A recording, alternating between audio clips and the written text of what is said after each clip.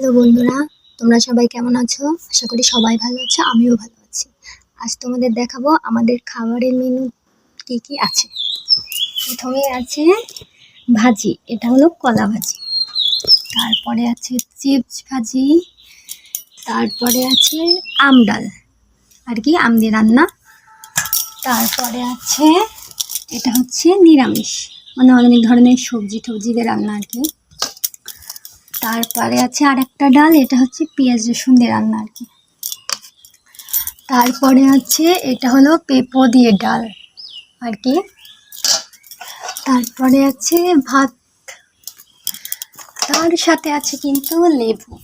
পেঁপো না হলে একেবারে জমে না খাবার আর কি, মানে ডালের সাথে।